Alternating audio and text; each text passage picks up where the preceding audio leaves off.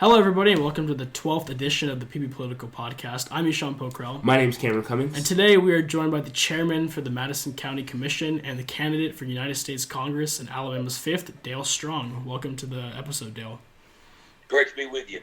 So let's start it off quickly here. A lot of people in the community know you. You've been a fixture for a 3-time chairman now. But what made you decide to take the next step and run for Congress now? Well, the big thing is while things are going great here in North Alabama, Washington, D.C. Is no longer working for the people. You look at what's going on at our southern border. We're watching as heroin, fentanyl, cocaine, marijuana. We're being invaded at our southern border. So that's something that is of interest to everyone in the 5th Congressional District. And I believe that with my proven record as a conservative and what I've done here, I think a lot of people are interested in our campaign and what we're wanting to do. So let's get into a little bit of what you have done in this community for those that aren't aware, because we know the name, but we a little bit more nuanced than just the name. So can you just get into a little bit of your time as the chairman and in the commission as a whole? Absolutely. Public service, my background, people know I've been a volunteer firefighter for 39 years. I've had my EMT license for 36.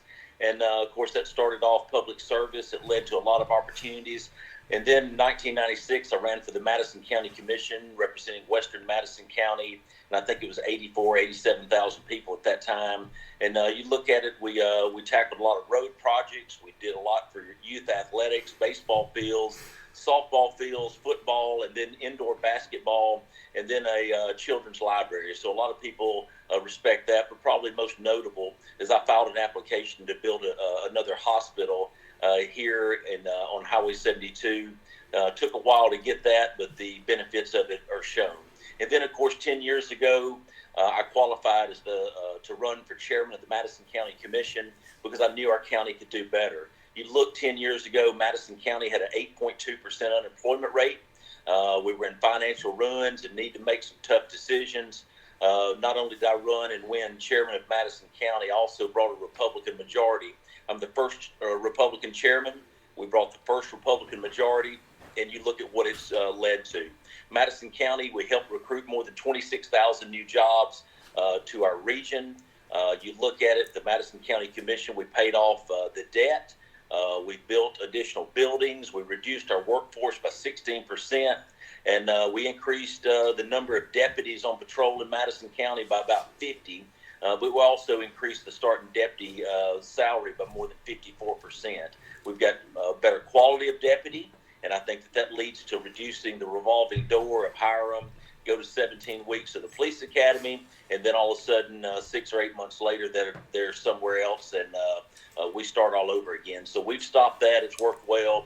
And our sheriff of Madison County is doing a phenomenal job. But it's a team effort. It's not just about Dale Strong. It's about Madison County. It's about Huntsville. It's about our region, and that's what's worked for us, Ishan. So, you've been in Madison County for a long time, but this district is 5 counties, I believe: Lauderdale, Morgan, Limestone, Jackson, and Madison. So for the other 4 counties where there are a lot of votes, I believe Madison County has a majority of them, but only slightly. So for those other 4 counties, you'll still need to win in those counties. So how's the campaign trail been like outside of Madison County? Man, people have been great. They've been very gracious. They understand my background. They want many of the same things for their counties. They want better roads. They want better schools. They want better health care. They want better law enforcement. And that's the thing. They can take the same template that we've used, and it will help their success. But it's not all about Huntsville and Madison County. What's good for Lauderdale, Limestone, Madison, Morgan, Jackson is good for Madison. It's good for North Alabama. Of course, our labor shed here in Madison County for Redstone Arsenal comes from 17 different counties in North Alabama and southern Tennessee. So to reach our fullest potential, we've all got to work together, and that's exactly what I've helped promote here in Madison County, is bringing other counties together. You look in Limestone. They've done a phenomenal job with Mazda Toyota. We worked together on that project. But again, it's in Limestone County, but it's good for the entire region. People are coming from everywhere for jobs there, and that's what people are looking for, is good quality jobs. Yes. Go ahead. Yeah. I mean, Huntsville is right now in like a very big boom. There's so many more tech companies and just companies in general coming to Huntsville, especially when people are retiring. So you can see a drastic shift, and now Huntsville is now the number one city and by size in the state. Um, you could say this is like a really critical time for Huntsville. Why do you think, and how do you think you can replicate the success in Huntsville you can in Congress, and why do you choose now to do it? Well, the big thing is it's about bringing people together, keeping communication going. As many of you know, when I took over 10 years ago, the mayor of Huntsville and Madison did not have a good relationship. But what we did is we communicated through some of those issues, and there's enough for everybody. I think that communication is broken in D.C. also. But you look at it, that's what I've got a history about, is bringing people together. You don't have to, change your philosophies. It's just communicating on those issues, but you can't solve problems if you're not communicating. So one communication is definitely important, especially with 5 very different counties around this district. One thing that has been a little bit of a sticking point in your campaign has been there's been recent candidate forums across the last month, I believe. One in South Huntsville, one in Athens, and one in Decatur. And you did not show up for those. So instead of going to those forums where I believe all other 5 candidates were at, how have you been campaigning out? Because 2 of those were outside of your own county of Madison County. So how have you been approaching the campaign? Right. You've got to make choices. I know that I went to one forum at First Baptist Church, 6 candidates. Each person got about a minute and a half. And again, there was very few people from the public that were there. Each campaign had 7 to 10 people there, and that was the sum of it. So you've got to make your priorities a limited amount of time in the campaign. This last forum that they had, I was already committed to speak at the 5th Congressional District meeting, and I held to my commitment. But I do believe that when we get to the runoff, you'll have 2 people there, and there will be a distinctive difference in the 2 candidates. I feel confident I'm going to be one of them.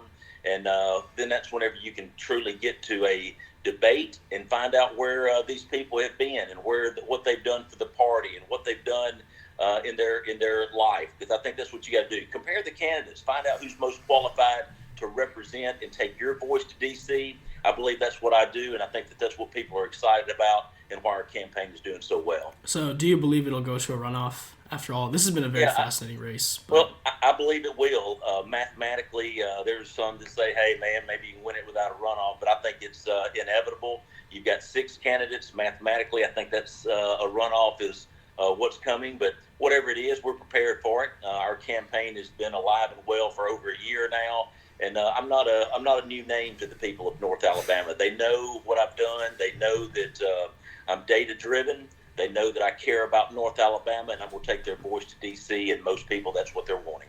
Let's move into a policy a little bit. Nice campaign talk, but about what you want to do for the district. And we're getting this your policy a little bit off your website, dalestrongforcongress.com, if you guys are interested in checking it out. And sorry for a little bit of criticism, but your website has a lot of national issues, such as border illegal immigration, which is a big problem in the country, obviously. A lot of conservative values, obviously another feature of your campaign, law enforcement, supporting law enforcement. But there's not a lot of district-focused, centered rhetoric on your website, which, I mean, obviously Mo Brooks, our current representative, is very into the national landscape, and it hasn't been great for him recently.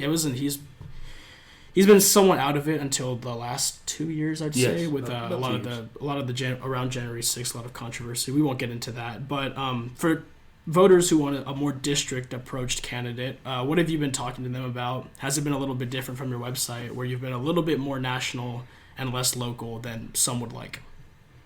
Well, I think most of the people look at it the same way that I do. That southern border's a top priority. Many of the things lead to. You look at the heroin, the fentanyl, the cocaine. My background working as the EMT, I see it. I volunteered just a couple of weeks ago, worked 3 overdoses right here in my community. Okay, it's affecting all of us. You look at inflation. Every family out there is being affected by inflation. This fuel price. Went and got some gas to cut the yard just a little bit ago, $4.07 a gallon. This is what this administration has brought to the North Alabama and to our country. We need to be energy independent. Let's ramp it up in the Gulf Coast. Let's produce more energy in America. Let's get the Keystone Pipeline going. No matter where I go, that's the conversation that's there. But again, you don't have to be a New York lawyer to know that. You can be a county commissioner and understand the effect it's putting on the people, and that's exactly what we've seen. But national security, it comes up in every conversation. We're being invaded at our southern border. This isn't just like where a couple of people are coming over. They're coming over by the thousands, and they're fixed to destroy our country if we don't stop it immediately. Let's get into gas a little bit. I asked some friends, and that was like the number one thing they wanted to hear was about gas. Sorry about like asking so many questions, but gas right now for me personally, last time I filled it up, $66. Not good, not great. I remember when I began driving, it was $30 for a full tank, so not good at all. Gas is, I'm sure you know, most of it's controlled by OPEC, which is a cartel-like organization run primarily by Saudi Arabia, who controls most of the production.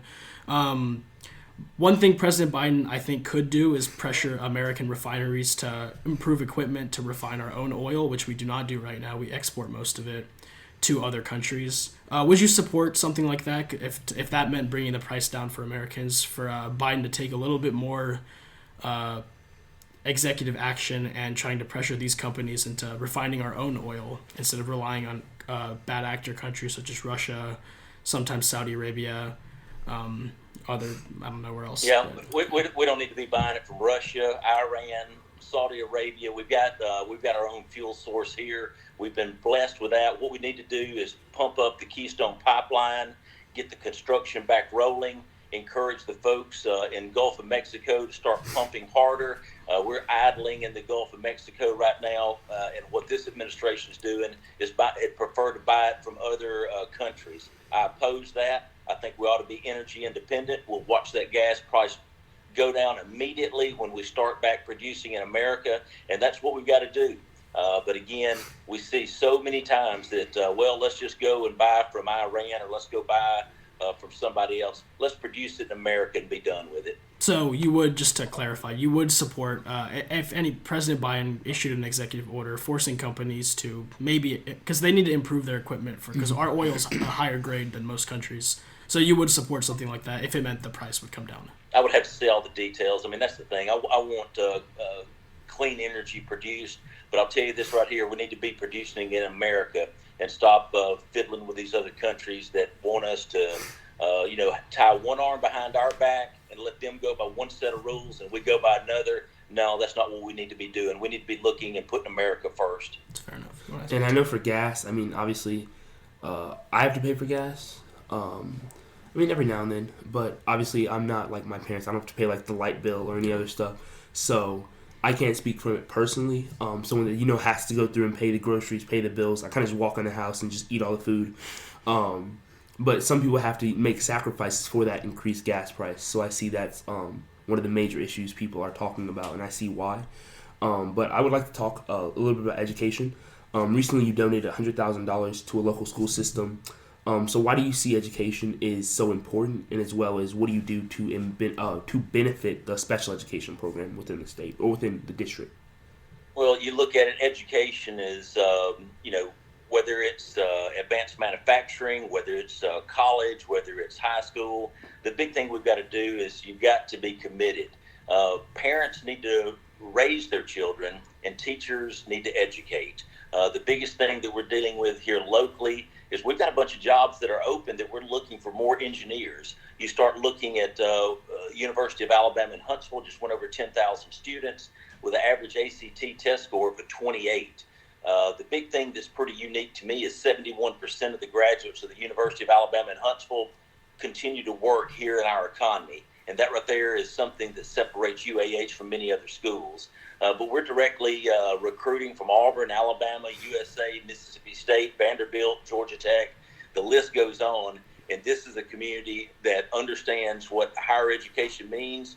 But the other thing is if there are those that feel more comfortable in advanced manufacturing, you can make a great living here in North Alabama. coming directly out of high school, going to work. You look at Polaris, you look at GE Aviation, some of these companies that we've recruited. Toyota Motor Manufacturing just did its fifth expansion of $222 million. So there's all kinds of education that's there. In many cases, it leads to degreed from our universities. But let me tell you something.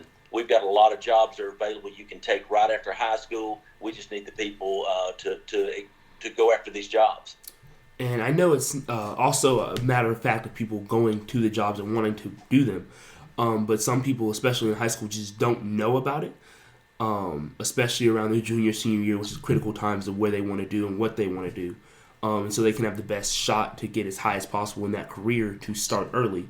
What do you think or do you have any plans to try to go to more high schools in the district or just in general to try to push out and give, how do you say, more on the table for them to decide instead of just going straight to college or the workforce saying you can go here, get a certificate, and move on and do welding or electrical or something like that?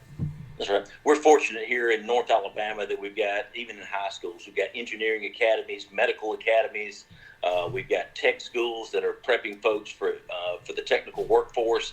The big thing we've got to do is be sure that we allow people to have the hands-on where they can go and see these things, do internships, find out what it's all about, and that way that they've got a job, not just showing up to work every day, but they got something that they enjoy doing. I mean, you look at it, we've got a lot of great opportunities here. I think that that's a good way to do it. And then whenever you start looking at colleges and universities, that's one thing that we're blessed to have here is many of our local companies do allow folks to come and do internships to say, look, don't go to 4 years of college or get a master's or a PhD in something that all of a sudden you find out, I don't want to do this. We've seen that too many times. So I'm a big proponent of internships, whether that be in high school or whether that be in college, because the worst thing you want is someone to go and spend a lot of money to get a degree in something that they don't want to do. So I encourage internships at every level. Yeah, the trade school apparatus is becoming more and more important here, especially with companies like Amazon, Facebook, Toyota Mazda, you said Polaris, and even like they're all in the area now, and even the FBI and Space Force now coming into the area very soon here. This will bring jobs from outside of the district, obviously, and it'll also create more in the district. But another problem around that will be like housing and economic like status around the district for existing folks around the area. So there's like a fine line. You want to get these companies here and you want them to succeed and do well, but you also need to keep the distinctive nature of District 5 and keep the economics of the Alabamians, I guess, in this area good and thriving still. So how do you want to kind of keep a fine line as more and more corporate influences come into the district, keep it with that rural aspect we have? Yeah. Eshawn, you hit on the head. We've got a very diverse 5th Congressional District. We've got a huge agriculture presence here. You look at what our farmers are dealing with right now. Diesel fuel north of $5 a gallon right here at planting season. They're having a problem being able to get fertilizer for their products. You look at it, many of these other countries are producing grain and everything else, selling it to us, and we've got the ability to produce it. So you look at Ukraine, they're producing about 40% of wheat for the United States. So we're sitting here right now that our farmers are being impacted. But you also start looking at the other things. I mean, there's a lot of things that are done here. And you start looking at everything from, I'll mention GE Aviation, engines, and Toyota, and things of this nature. There's so much to pick from. And that's the thing, the diversification of our economy. Mazda to Toyota, soon to be producing 300,000 vehicles every 12 months right here in Alabama. Those vehicles be going all over the world. So not only getting a job, but having a job that you enjoy doing is going to be critical. The big thing that you look at what we've done here locally, we're trying to recruit young professionals. You got to have something for them to do, not only the jobs, but after 5 o'clock. So that's why $50 million was invested in Toyota Field there on 565 in Madison. And then you look at what Mayor Battle has done through the amphitheater, was able to go see a concert there last week. People have questioned, man, you spent all this money on amphitheaters and baseball parks. Well, that is part of the process and a piece of the puzzle is to allow these places to be built, because when you want the brightest minds this world's got to offer, they have got to have something to do after 5 o'clock. It's something about spending time with the family, whatever that may be. And I think we've got a lot of things, but I think those two have added to our community, and we're excited about it. Especially in, I say, Huntsville City and the Madison district. The cost of living has increased, like just been dramatically increased, not only by a lot of corporations coming in and buying houses or buying up apartments for employees or commercial renting and selling, which is an issue in of its own. To combat this, how would you support an increase in the minimum wage to match, like, the year-to-year inflation, which is... Yeah, so I'm not. The minimum wage should be driven by the market. I don't think the federal government ought to be involved in the minimum wage. I think that the degree of your ability should determine the rate that you're paid. We are a little bit behind on residential construction, apartments right now, but the big thing is that the wage should be driven by the market, not by the federal government. So, what we were saying is that if you raise the minimum wage by every year-over-year inflation, instead of like a flat rate like a lot of like Senator Sanders or anybody like that is proposing at $15. Right now it would be $9.77 according to in2013dollars.com's inflation calculator. Mm-hmm. So just like a year-over-year incremental increase. If it goes down, it'll drop, obviously, I'd assume. And if the inflation rate goes up, it will increase to match that and just kind of keep as many... Yeah. Most people here don't pay minimum wage. They pay based on the ability of that person. So, again, I'll say keep the federal government out of the minimum wage business and let the market drive that. If you've got a skill level, or if McDonald's or whoever people are looking to go work for, I'll promise you the level of skill that you have will lead to a more successful pay. I have some questions about if you are elected and come January.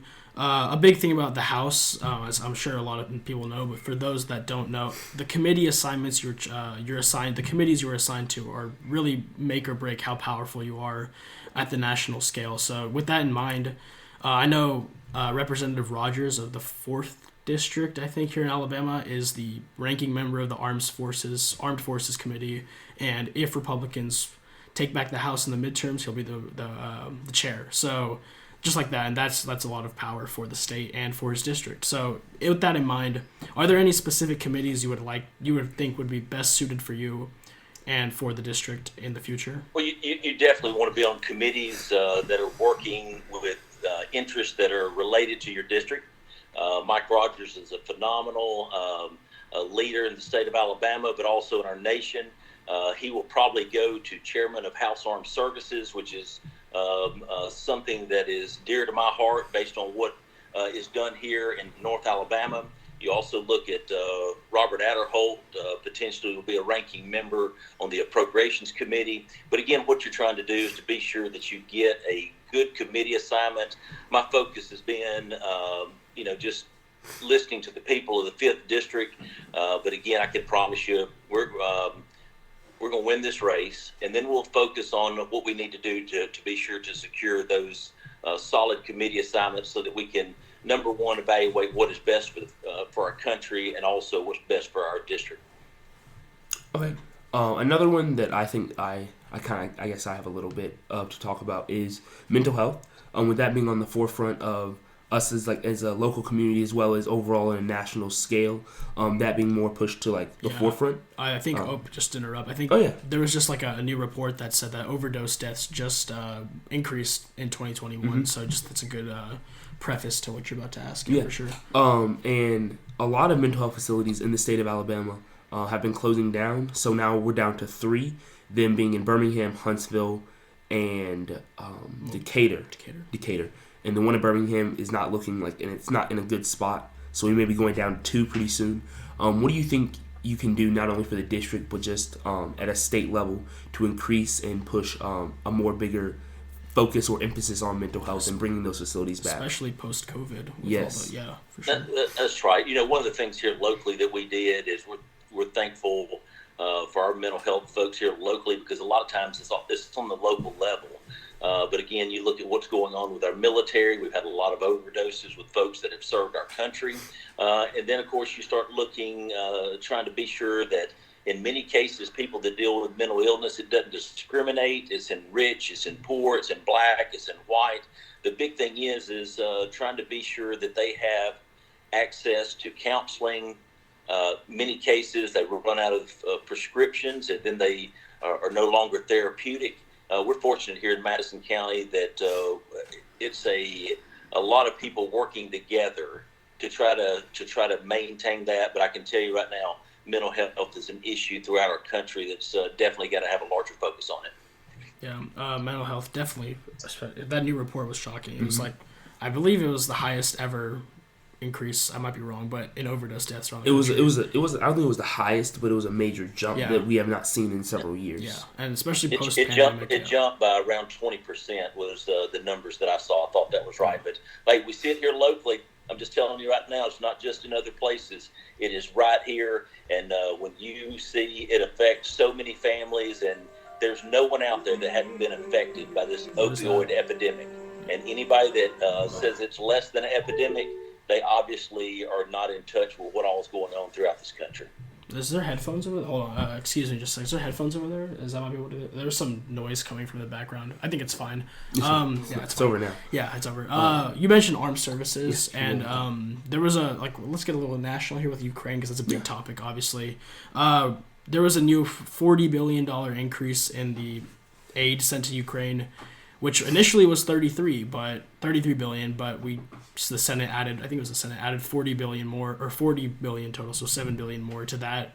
And the only person that opposed that was Senator Rand Paul from Kentucky, because he was, I think he said that, I don't have the exact quote, but he was along the lines of, we need to fix our own problems here at home first, and then worry about Ukraine, because they're just sending, honestly, at that point, they're just sending extra money there. Like, that's like 7 billion more. That's a lot of money.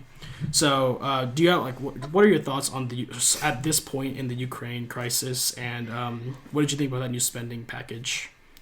Well, the big thing is every one of those spending packages are going to have some things that you may not support, but the majority of it is something good.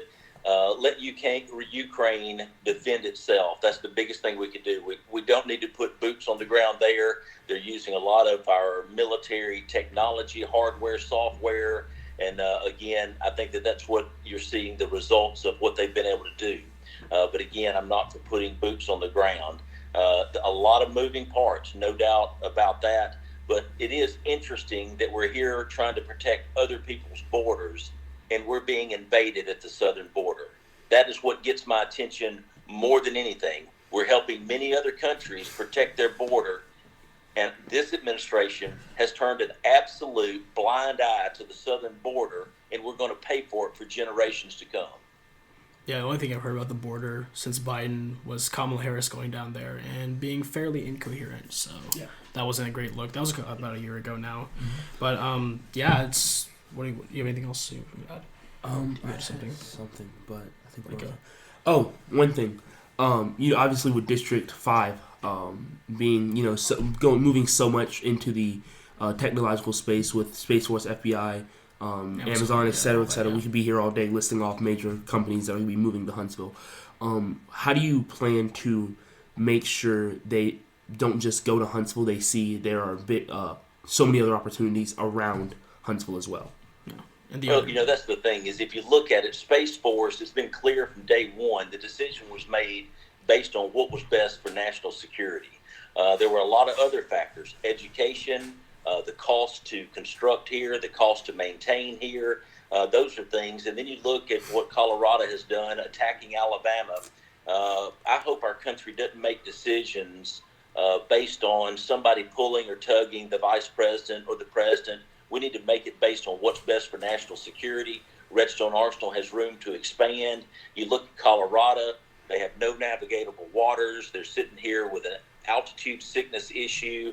You're sitting here with a bunch of missed work days for snow. And then one of the biggest things that works against them is these 1,700 jobs, most of them will be top secret clearance. The last thing you need is a dope dispensary on every corner whenever you've got people that are top secret clearance. And that's one thing that sticks out. But in this process, Colorado wasn't even second; they were third, is my understanding. So I'm proud of what we've done to present North Alabama to the people. And whenever I say that, yes, it's Redstone Arsenal, but that workforce is coming from a 17-county region of North Alabama, Southern Tennessee, and all of us working together is what will bring Space Force and continue it to come to Redstone Arsenal. Need to move forward. It's the 6-year process, but we need to be moving forward with it. Yeah, I think the only thing Colorado has to beat on is education, but they do have a very good education system. That's true.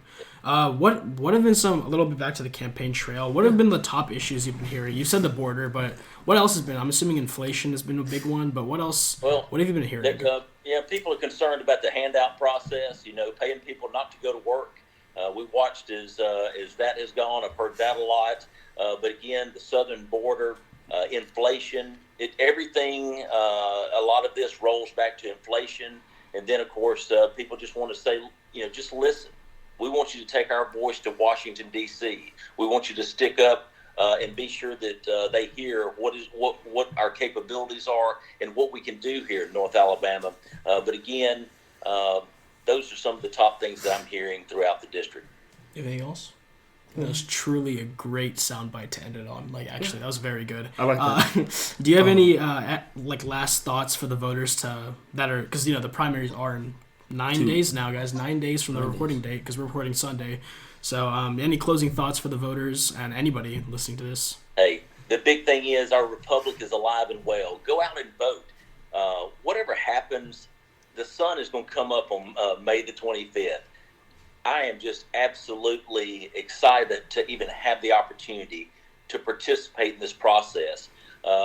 It's been a great experience. I believe that we offer what the people want, a proven background, and I'm excited to just have an opportunity to have my name on the ballot as a candidate for the United States Congress 5th Congressional District. And where can listeners find you online or in person? Yep. Feel free to go to Dale Strong for Congress. That right there is the easiest. We're going to finish this thing strong and just want people to go out and vote. I ask each of you for you to consider voting for me. I believe we've got a plan for America. I believe we've got a proven record. I'm a conservative, and everybody knows that I've got a backbone, and I'm willing to stand up for the people of the district and also for America. Yeah. So, for PBPolitical, we do this every episode, but you can find us at PBPolitical.com. You can find the podcast on everywhere, Spotify, YouTube, Apple Podcasts, Google Podcasts, Stitcher, anywhere. And you can find us on Instagram, Facebook, and Twitter. And TikTok now. We're on TikTok at PBPolitical. So that's happening. So I think that's going well, hopefully. But, I'm Ishan Pokrell. My name's Cameron Cummings. And goodbye.